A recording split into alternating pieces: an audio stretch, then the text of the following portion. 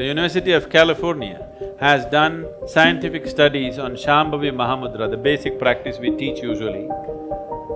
And they say if you practice Shambhavi Mahamudra for 3 months, the neuronal regeneration increases by 241%, a kind of percentage that's never been recorded in the history of any kind of research, okay? Just a simple practice for 21 minutes, 241% increase in your brain function and neuronal regeneration. This means as you grow old, you will become more intelligent. Usually young people think you're getting stupid. Yes, your brain is actually growing, you understand? It's getting better by the day.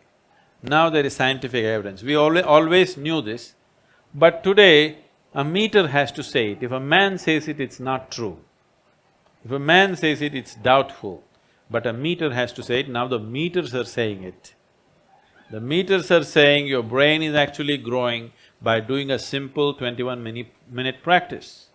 And you don't believe the meter, you just do the practice for 3 months and see, you will see how clear and how smart your mind is suddenly. When you look at the human brain, your brain right now is in 4 layers in a certain way. One is the brain stem, which is essentially in charge of your respiratory action and your cardiac function. The way the brain stem functions with… for example, you're doing Shambhavi. With Shambhavi Mahamudra, within 24 hours, you can activate the brain stem in such a way that your respiratory action and your cardiac function, measurable change can be created within 24 hours of practice. Twice you did Shambhavi. Once you got initiated, in the evening you practiced. We can actually show a distinct change in the way the brain stem functions. This is the fundamental brain that you have. Over that, you have what is called as the R complex, which is the reptilian brain. Actually, every human being has a mini reptilian brain upon his brain stem. You have something like the brain of a crocodile. I hope you don't operate out of that. But you know, many times you do no, you… that's happening, isn't it? This reptilian brain is in charge of your emotions, your sense of, wanting to keep your boundaries, the moods, and very strong sense of territory, very, very strong sense of territory. Reptiles have a very strong sense of territory. So this reptilian brain is functioning within you, doing these things. If you have too much of these things, you're generally operating out of it, that's what it means. The next part is the limbic brain, which is more like the other mammals. This also is in charge of certain type of emotions, particularly filial, that is, a natural care for the offspring. The next is the cerebral cortex, which fortunately is more than 2/3 of your brain. It is this part of the brain which is capable of giving you a certain level of awareness, consciousness. I'm taking the simplest aspect of the practice that you are doing. You may be in various other levels of sadhana, but if you're doing the simple Shambhavi mudra, one thing is instantly the brain stem goes on to a very rejuvenated sense of action, and the R complex goes down, and the limbic brain also goes down. The sense of boundary is hugely reduced. The moment you start practicing, suddenly your feeling of this is mine, this is not yours, this is my family, this is your family, these things have come down. That's why you're sitting like this, together. Otherwise,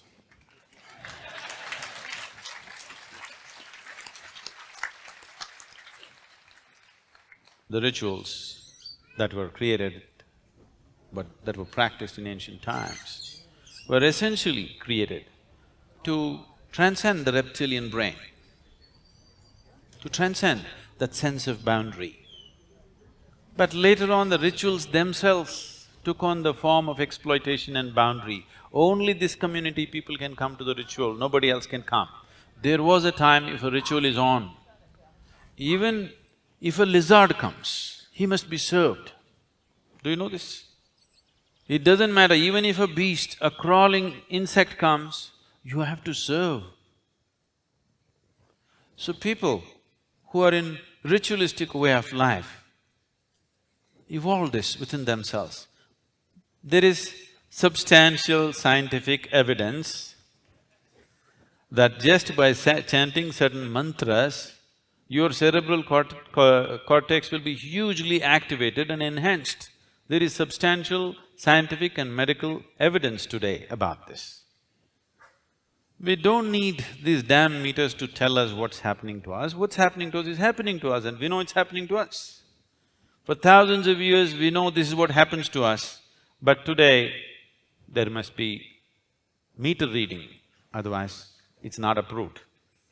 You could be lying, you could be making up things, possible. I'm not saying no.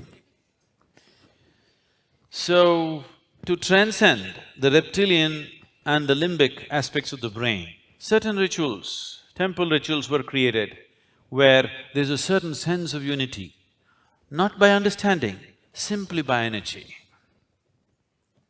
Simply because you're functioning from a different part of your brain and suddenly everything about you is different. Between one person and the other, why one person is sweet, another person is nasty, why one person is happy, why another person miserable, all these things can be brought down to the chemistry of what's happening in your brain. So, changing these chemical patterns in the system, for this they evolved very elaborate ritualistic systems.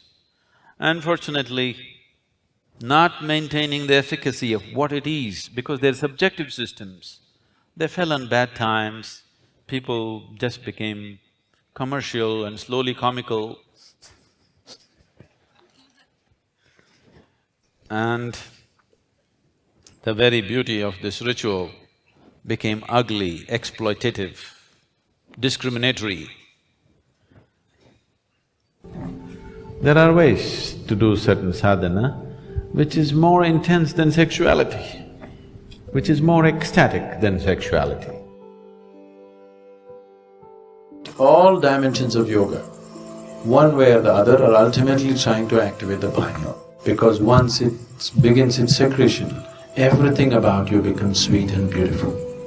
It creates a whole inner pleasure, which makes all the outer pleasures look like kindergarten stuff. That's the reason yogis are just sitting with eyes closed, not because they're against pleasure, they're against small pleasures, that's all. So the Shambhavi, one thing that's happening is, it stimulates the pineal secretion in a big way, which leaves you drenched in a certain level of sweetness throughout the day. It just leaves you in a certain state of ecstasy and blissfulness because the pineal gland is active. This is one aspect of your physiology which is very close to your consciousness. The rest of the physiology is about survival, but pineal gland is one aspect of your physiology which is very, very close to transcending the physical. In the yogic traditions, this sweetness is referred to as amrita or the ambrosia or the elixir of life. One drop, if it comes into the system, suddenly the whole system just cools down, the whole system is lubricated, functions at ease. The desperation in the system is gone. The desperation in the mind is gone. Your chemistry has become dependent on nicotine or caffeine or whatever. That way will change. You just see, you do Shambhavi Mahamudra, suddenly your whole system is so fired up, the need to smoke, the need to drink coffee, tea, everything just evaporates. Now if you do it, it's only for the pleasure of it. One day you feel like drinking coffee, you drink it. One day you feel like smoking, you smoke, that's up to you. But the compulsion will be taken away. The physiological dependence will be taken away. We'll do that with the practice. But first you see that it's stupid to do it.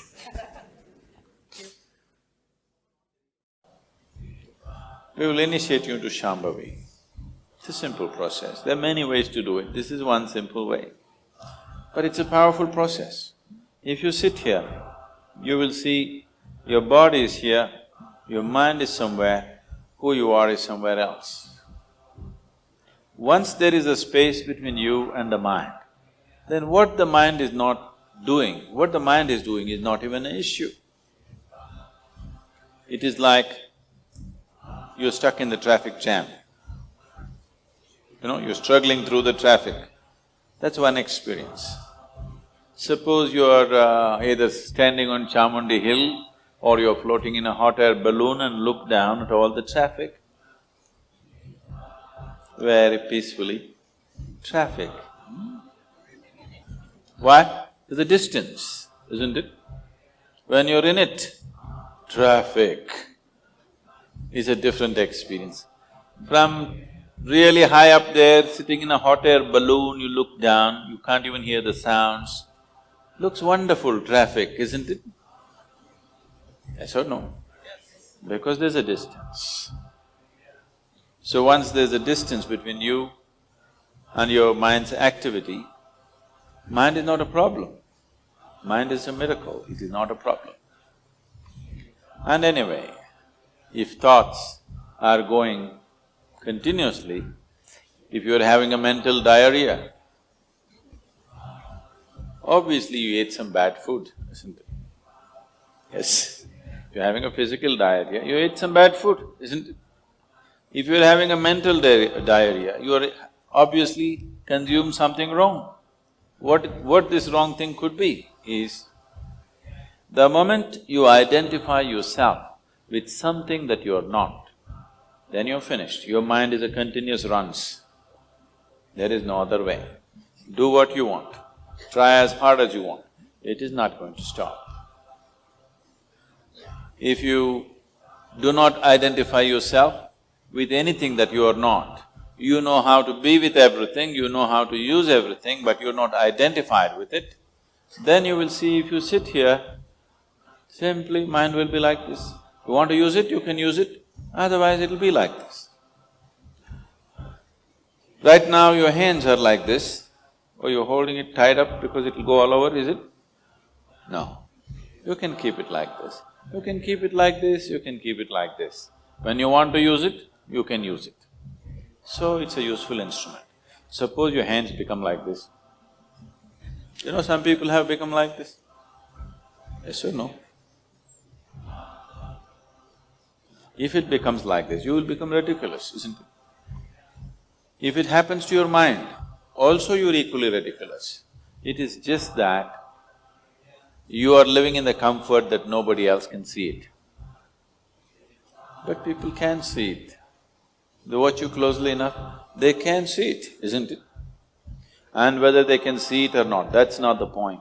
The point is, the most important faculty of your life is out of control. Doesn't matter whether they can see it or not, that's not the issue.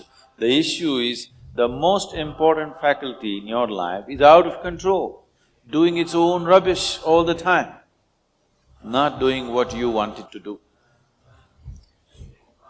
So, if you have to be freed from this ailment, you should stop eating bad food.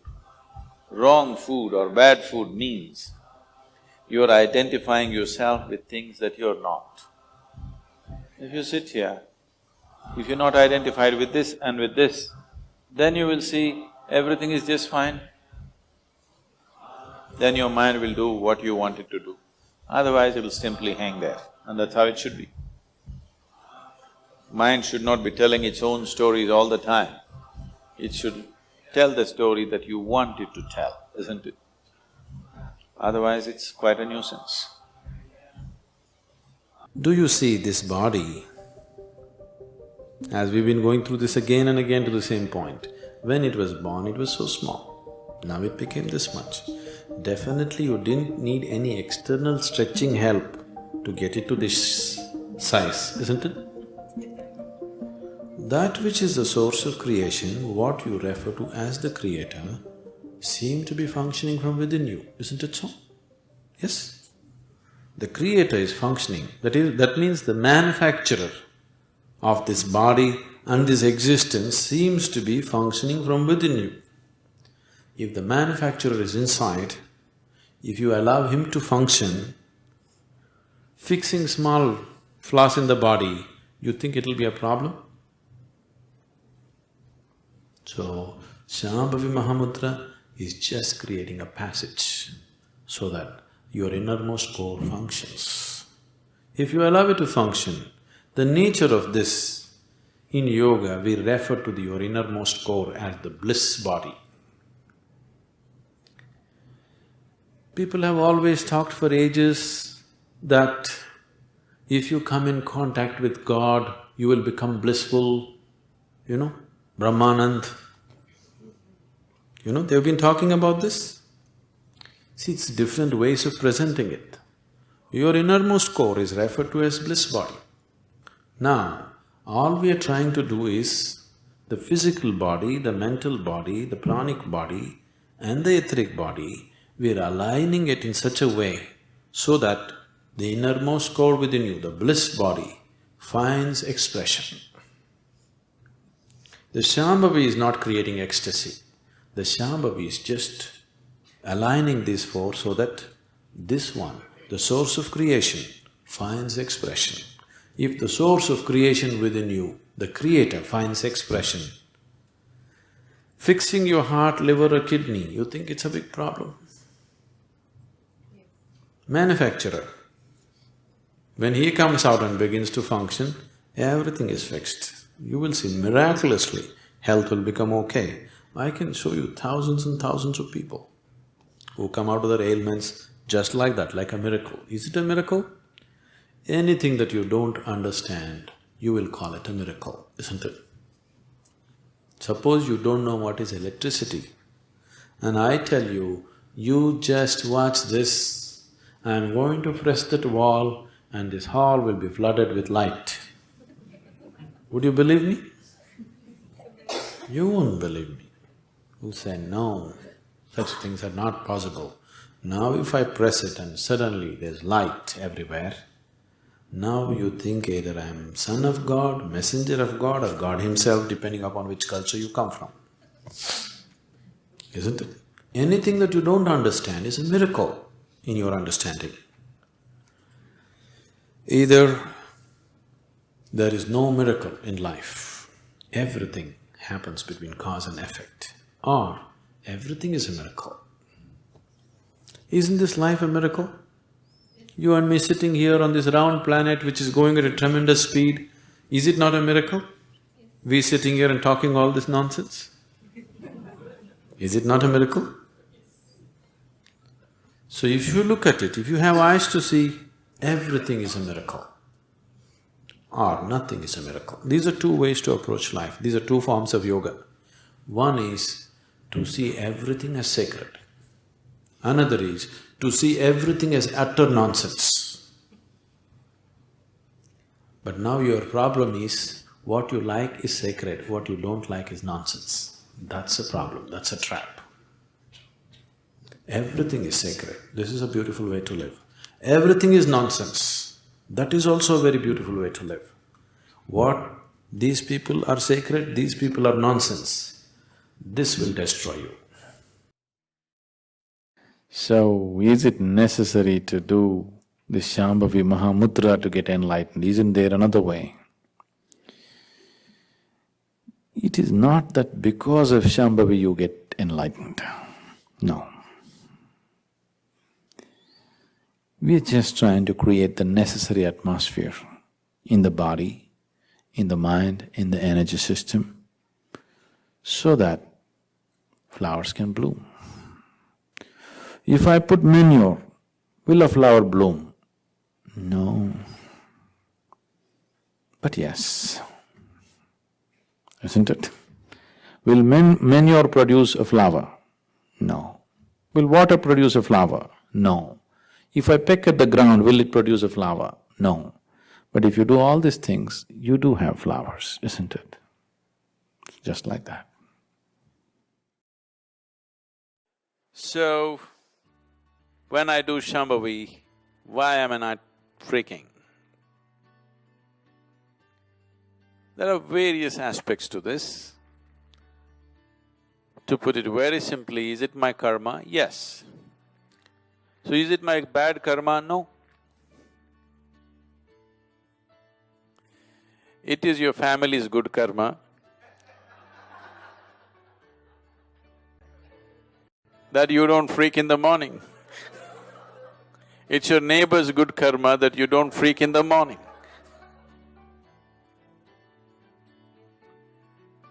See, karma is not all individual, there is also collective karma, you must understand this.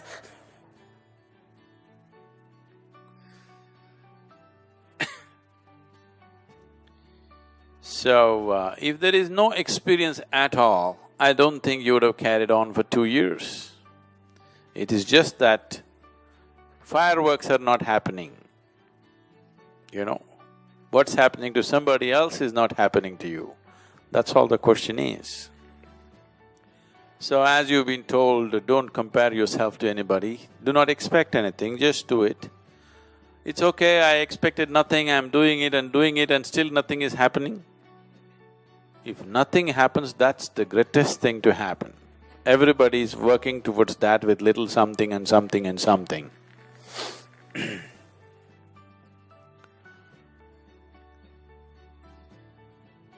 So whether it's Shambhavi or whatever other practice that one does, the practice itself is not designed towards an experience. The practice is only designed to bring a certain amount of fluidity into your energies. It is structured so that gradually as you practice, you become more and more fluid on all levels. Instead of being rigid block of concrete, you are becoming little more fluid. Maybe in one person, this becomes love, in another person it becomes utter blissfulness, in another person it becomes screams, in another person he becomes little gentler than what he is, in another person he just becomes little more sensible. So how it may find expression in each person is according to whatever is missing in his life. The practice is not designed to create an experience, the practice is only designed to break the barriers so that a rigid concrete block slowly becomes more and more fluid. How each being finds expression depends on variety of factors. To put it very simply, as you put it, it is karmic structure. What kind of karma? But do not ever understand karma as, is it my bad karma, nothing is happening to me. That's not the point. There is no such thing as good karma and bad karma, if you ask me. Because karma is like, one way of looking at karma is, it's a certain bondage, it's the only bondage. Another way of looking at karma is, it is your only savior. You're alive only because of your karma. If I take away all your karma, you will be done today, right now. So, karma is both things, it's your glue. When you want to stick to something, glue is a good thing. When you want to get away, glue is not a good thing. So for those who want to stick to something, karma is a good thing, it's their friend. For those who want to become liberated, for them, karmic glue seems like an enemy. So it's just contextual. It is not the nature of the karma, it is just the context in which you're looking at. If you're seeing how to bind yourself, the karmic glue is good, it's a cementing factor. If you're seeing how to liberate yourself, the karmic glue looks like a binding factor because it is smeared all over you and whatever you touch, it sticks to you. I want you to just visualize yourself. Let's say you are smeared with super glue, head to toe. Now I want you to walk through your office, your home and whatever else. Just see, in 24 hours' time, you will be a heap of things. Isn't it? You will be one big heap of so many things. Some things that you want to stick to, many things that you don't want to stick to, everything will be sticking to you because you have super glue on you. So karma is that kind of super glue. Now when you walk through the world, everything sticks to you. What you want sticks to you, what you don't want sticks to you. When what you don't want becomes a large volume of things which are sticking to you, then you start looking for liberation. When whatever you think you want is sticking to you, then at that time the thoughts of liberation does not arise in most people's minds. It takes enormous intelligence for a human being to seek liberation when everything in his life is pleasant. When everything in his life is good, to still seek liberation, it takes a certain amount of intelligence. When things have gone bad, I think any fool will seek liberation. There's no question about it. So right now, Shambhavi or Shunya is a tool for your liberation, slowly weakening the strength of the super glue so that it becomes a weak glue. If you want, you can pick up and stick it to yourself. If you don't want, you can pull it and throw it in the bin. It gives you that much freedom gradually. Whether you freaked or you did not freak in the morning, doesn't mean anything. So, if you like to walk through the world freaking, you can do that. If you want to walk through the world sober, you can do that. But the important thing is your super glue becoming diluted enough so that you have a choice to choose what sticks to you and what doesn't stick to you? Has that much choice risen in your life? That is slowly, definitely happening. Whether you're able to gauge it or not, whether you're able to notice it or not, that is definitely happening. If you're doing your sadhana regularly, that is for sure happening, that your super glue is no more super, it is just an ordinary glue. You can easily pull off things which are sticking to you now. Earlier when something stuck to you, you could never take it off. Now you are able to take it off and only choose what sticks to you and for how long. This is the reason why the family feels very threatened. Nobody is threatening them, nothing is being… nobody is telling them, nobody is telling anybody anything about these things. But suddenly super glue has become just an ordinary glue that if you choose you can stick it, otherwise no. Just the choice threatens people. Just the freedom of choice threatens people. Anybody who is threatened by the freedom of choice is a tyrant. You should not be stuck to that. You have a choice and still you choose to stick, that's beautiful. If you want to remove the freedom of choice, then this is tyranny. So, this tyranny is slowly being weakened, both from your end and from the whichever other end it's coming to you. Above all from your end, because what's happening from outside is not the relevant thing. What's happening from within you, that your glue has become a light glue, that you can stick things to you by choice, no more do you gather a heap of things wherever you go. That for sure is happening and that's the reason you're doing sadhana, not to disturb your neighborhood.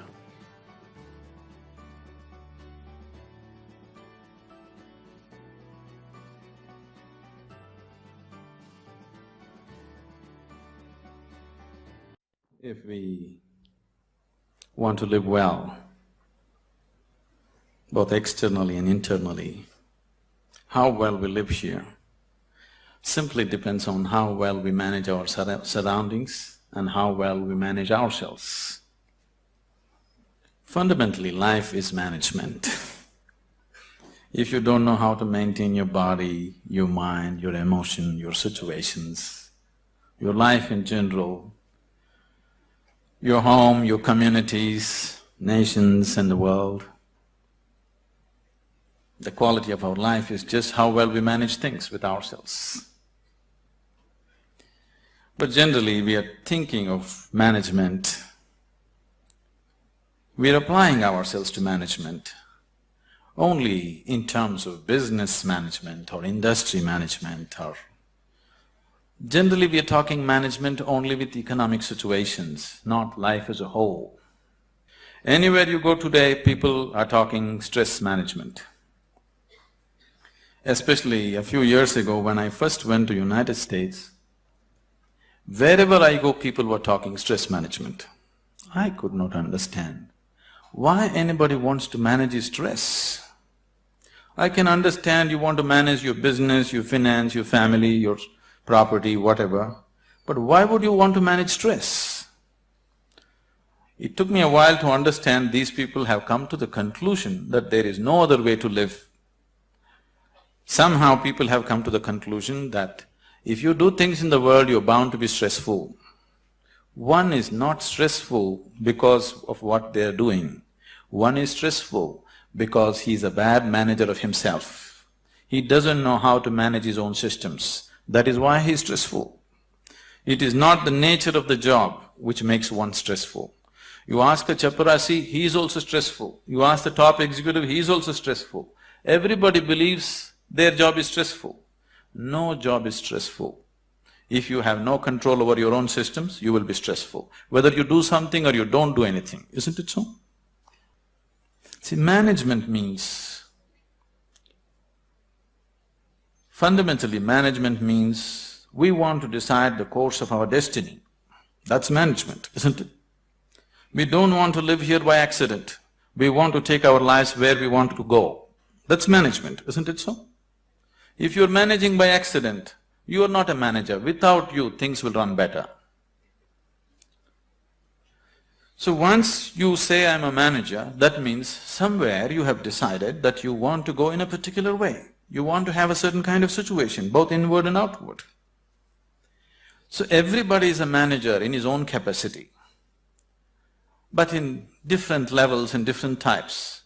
Whether you manage a kitchen where you cook for 4 people, or you manage a large industry where 10,000 people work, fundamentally, if you want to have a good kitchen or a good industry, you must be a good manager of that situation, isn't it? So whether you're managing a little kitchen or a large industry, if you want to manage outside situations, generally you will have to manage material and people around you. If you have to manage 10 people or 10,000 people around you, you have to manage 10 minds or 10,000 minds around you. But if you have no management over your own mind, you managing 10,000 minds is going to be a disaster. In the process of doing something, if we are destroying human beings, which is happening right now, in the process of managing a situation, the man is broken, then this kind of management is no good, because after all, every management that we do is only for human well-being. If we are doing management for human well-being, in the process of doing something, in the process of managing situations, it is not only about producing something or making profit. Human beings should rise to their full potential. If we manage a situation properly, in simple process of working, you and the people who are working with you should be able to raise to their full potential. When I say rising to full potential, not just work potential, but as human beings, they must be able to rise to their full potential. If people work together, then people should be able to rise to the peak of their love, peace, compassion within themselves. If this doesn't happen, then it's bad management, because All management, the basic intent is human well-being. If that is not happening, you're just producing something, you're making little profit, but human beings are getting broken in the process, it doesn't mean anything. So if this kind of management has to happen, that just in managing a business, you find people around you raised to their peak, then you have to spend a certain amount of time in focusing on your inner management. If this doesn't happen, you will only manage situations by accident. A lot of people have understood management as a way of throwing their weight around. Can I tell you a joke? Are you okay? On a certain day, a lion was really feeling great within himself. He just was walking and a little rabbit was going, he caught him and roared at him, "Who is the king of the jungle?" The little rabbit, terrified, said, You, of course you." He let him go, swaggered around a little bit. Then he found a fox, caught him, "Who is the king of the jungle?" "Oh my lord, it's you, of course, nobody else but you." Then he swaggered around a little bit, caught a few more animals, everybody screamed out of fear, "You are the king of the jungle." Then he was in full swagger, like a manager, king of the jungle. Walked into a clearing in the jungle, there was a huge tusker standing. He went, stood in front of him and asked, "Who is the king of the jungle?" The tusker took his trunk, rolled him up, picked him up, twirled him around, smashed him to the ground. His back broke. Then the lion said, "You could have just told me."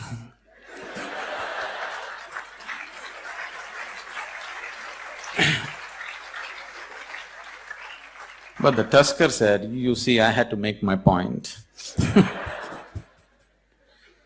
So, a lot of people generally are thinking management means just throwing their weight around. Throwing your weight around is not management, any fool can do that. Now, as there is a science, as there is a management science for external well-being, there is a management for science for inner well-being. It is just that most of the time we have not approached it scientifically, we're just believing by doing something somehow everything will be okay. Right now, people are thinking by educating themselves they will live happily ever after, which you will discover after some time it's not so. By getting a job, they think they're going to be happy ever after, which you will discover it is not so. By making money, you think you're going to be happy ever after, you will discover it is not so. Somebody thinks by getting married they're going to be ever after, and they know it is not so. So, you're trying to somehow fool yourself into believing that by doing something everything will be okay. Though repeatedly it has let you down, still you believe that something else, some other miracle will make everything okay. It'll not be okay. I would like you to understand there is a whole science of inner management. If you don't learn that, you may manage businesses, you may manage industry, but still you will not live a life of fulfillment and well-being. Sadhguru, 6 years ago when I was doing inner engineering program, I was blissfully thinking that this will be the path to nirvana. I was happily thinking I will be there. Then subsequently somebody said, no, you have some more programs to do. I said, okay, fine. I patiently went through all those programs, and then I heard you say that without any expectations, you keep doing it. I said, okay, fine, I kept doing it. Now, somewhere I read and heard you say that once I sit in front of you, or whoever sits in front of you, they got the insurance. They'll be through. Now, I'm just wondering, do I have to go through all this, or I'm blissfully okay because I got the passport now? I just wanted to tell me this, Sadhguru, honestly, I would like to know. So, what you're asking is, tomorrow morning should I do my Shambhavi or not?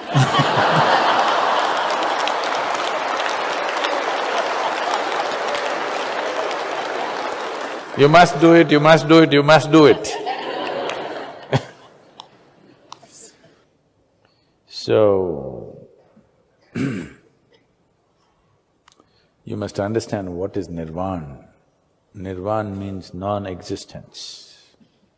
That means you want to cease to exist. It's a negative terminology for mukti.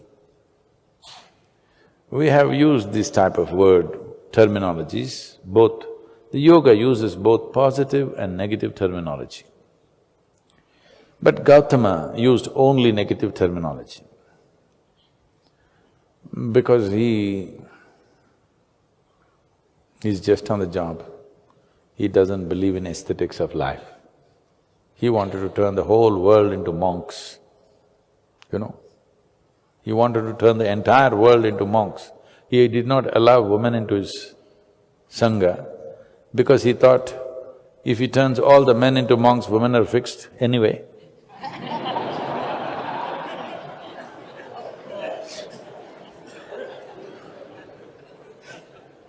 It didn't work like that.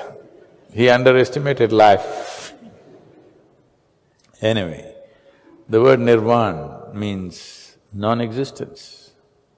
We have similar terminology in the yogic thing. Nirvikalpa, this, many nirs are there, okay. But we have nice positive words, mukti, liberation, moksha, nice words, you know. So when you have to be inspired, we will talk in positive terminology. When you're sufficiently inspired, then we don't bother about positive terminology, we just say what? It's like, you know, when you… Suppose you met your spouse before marriage, you said certain things. But after a few months of marriage, you start saying what is true.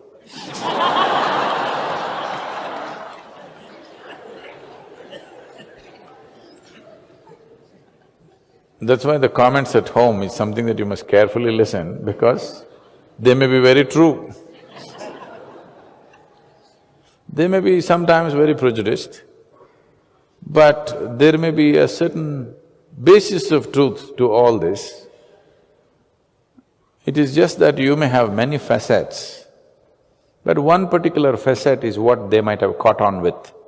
And they're all the time talking about it, not willing to see the other facets, but there is a truth to it. Because in close proximity, when there were no pretensions, they have seen you, isn't it? People outside have seen you when you're ready for the world. People at home have seen you when you were vulnerable and when your act is not ready. So nirvana means non-existence. Is that what you are seeking? You want to cease to exist? Is that what you are seeking? You want to cease to exist.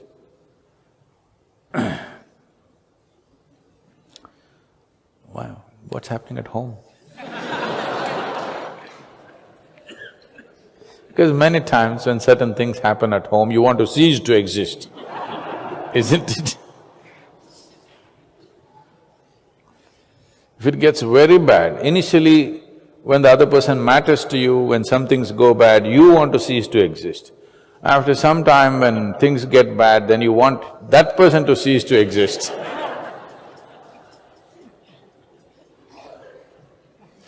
No, it's okay. I'm just being nasty, that's all. So, you want to cease to exist. Then how soon? How soon? Family? You get rid… Oh, they all want to live.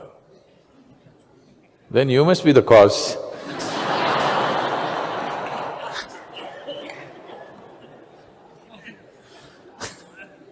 If the family wants to cease to exist, you must be the cause, isn't it? Anyway, You need to understand this.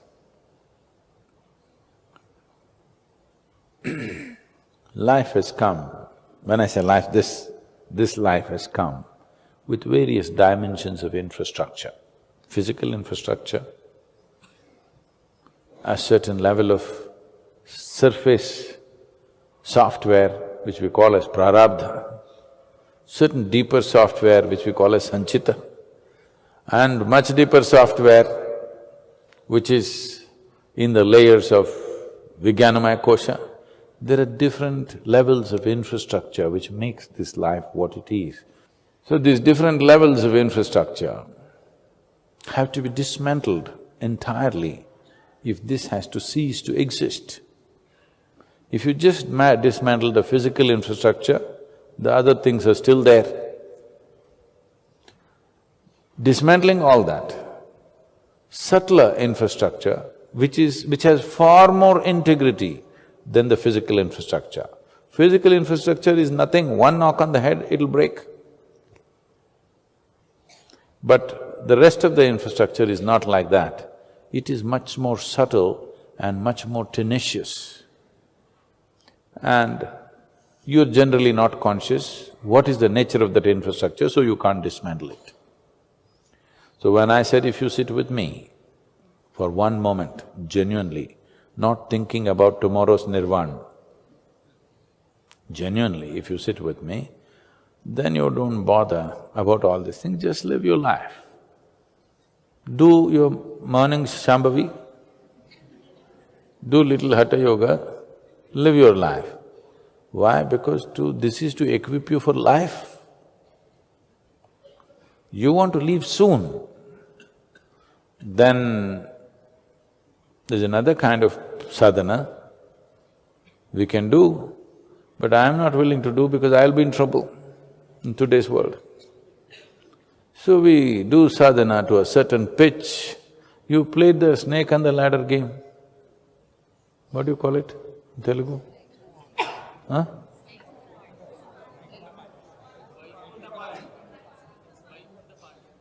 Is it so? The snake and ladder game? Okay. Okay, that's a good name. So in the snake and ladder game, if you put 5, you'll go up, if you put 6, you went down, again you went up, 3, again you went down, 4, endlessly this is happening. But there's a last line. Once you go there, no question of going down, but it's only 1, 1, 1, 1. This whole game is very similar to… It's very… I don't know who came up with this name Vaikuntha Pai. It's perfect. It's a perfect name. I didn't know there was a name like that. I thought something palm blue, something they would say that, no? So the last one, once you enter the last line, no question of falling down anymore. So we can make sure you don't fall back, but still you have to get 1, 1, 1 to finish the game, all right? Otherwise you can be sitting right there, those who are at the bottom rung can come up and go ahead of you, but you can still be right there if you don't do 1, 1, 1. But no question of coming down. I can make sure you don't come down, but you have to make sure that 1, 1, 1 happens. For that, nothing to do, you just have to wait. Simply wait and keep throwing it, you don't know skill, simply throw it. Throw it, throw it, throw it, 1, 1 will come, another 1 will come, something will happen, you'll go. But the insurance is, you use the word, insurance is no going down. Once no going down has happened, no concern anymore, yes? Anyway, I'm getting there, it's just a question of time. But when there is a possibility, you went all the way up and boom, you can go down, that's a different level of anxiety, isn't it? That's a different level of anxiety. So, we can ensure you get to the last line. Last line you have to wait, because there are other people in the line. You have to get 1, 1, 1, 1 and slowly go. How many houses usually? There on the top 10, is it? 10. So the last 10, 11 you have to get. So nothing to do, no skill needed. Just do morning hatha yoga so that rigor mortis does not set in too early in your life. Do Shambhavi so that life is alive and on, it's worth living. Just wait. It'll happen, at least going down is gone from life. That's good enough? No? Not good enough? We get you to the last line, is that not good enough, I'm asking you? But if I have to crack the shell myself, not that it cannot be done, but we won't do such things for various reasons. There are many, many reasons why we do not do such things. It's not necessary because every life has to find that way. There's no need to intervene to that extent. It's not necessary to do such an invasive process, unnecessary. If at all if we do such a thing, we will do it with somebody who's already lost their physical mass, only with such beings, not those who still have a body. You have a business to conduct some part of your life, isn't it? Right now I hear there's only one phone in the United States, is the iPhone. It's a good phone, but what we are forgetting is the eye. The iPhone is all right, but the eye is the most important thing. iPhone is just a little gadget produced by this larger gadget. This is the gadget, isn't it? All the other gadgets have been produced by this gadget. If you pay little attention to this one, if the necessary understanding and awareness and ability to transform this gadget happens within you, your ability to live will be greatly enhanced. Then outside technologies are not a barrier, outside technologies are a boon that's been offered to us.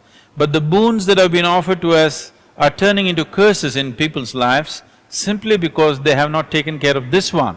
They're only trying to take care of the external situation.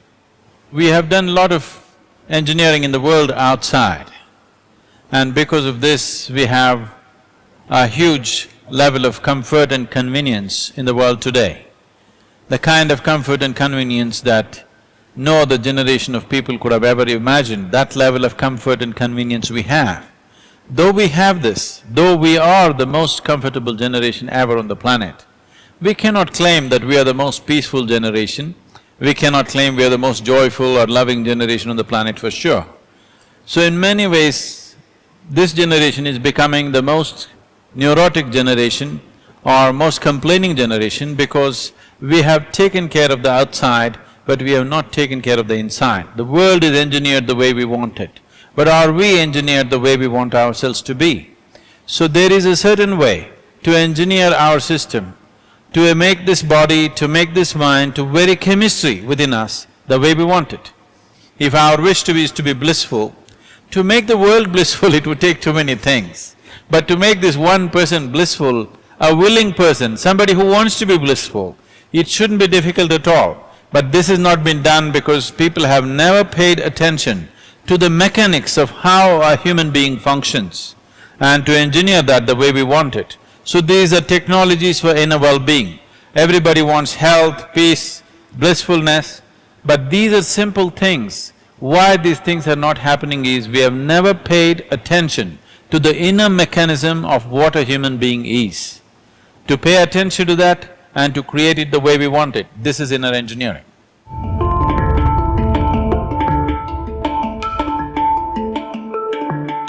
There's significantly more ease in the way I live my life today than I did before. I still have the exact same stressors, the same difficult patients, the same hectic schedule, the same emergencies that require working late into the night. However, I do them with far more joy than I've ever done.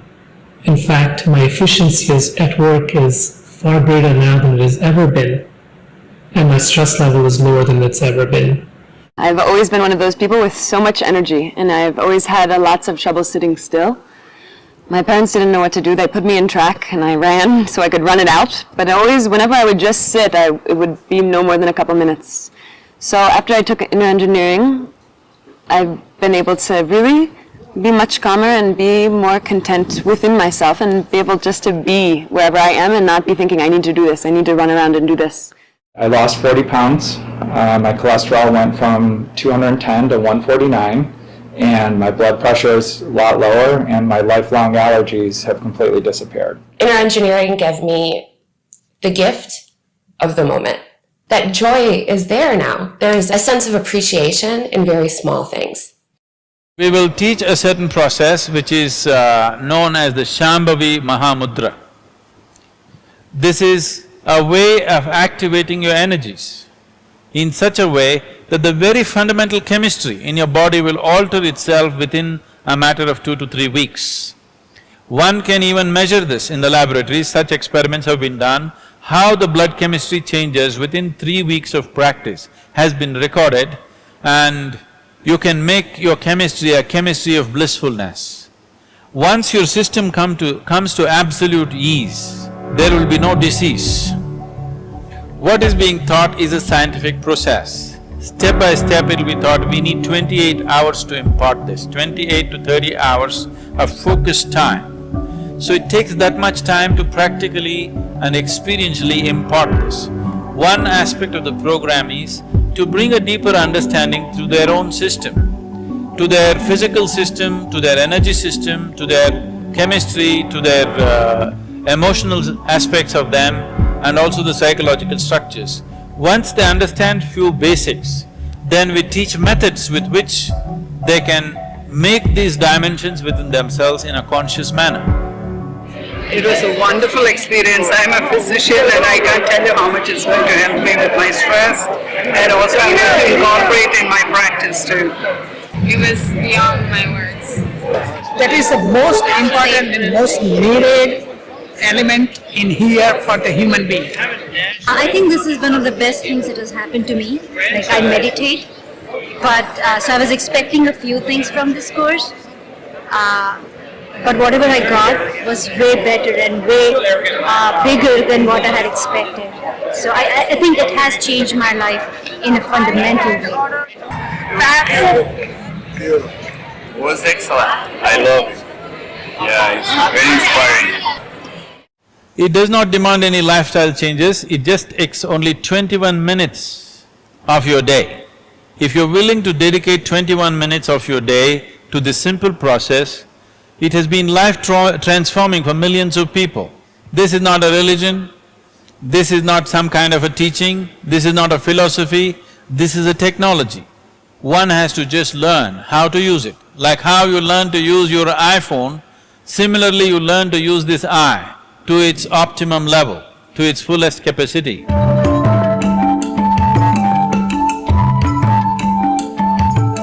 Isha Foundation is a 100% volunteer organization. The volunteers are taking it to the people because it's made such a big difference in their life and they want to share it. Their dedication, their time, their life is being given to make this happen to many other people, and this is my wish and my blessing, that every human being, we do not know what you will achieve in the outside world or not, but this much every human being deserves, that his experience of life on this planet is a pleasant experience. This much everybody is able to do, if only if they turn inward. These simple tools will help people to bring themselves to a new level of balance and pleasantness within themselves. This is something every human being deserves.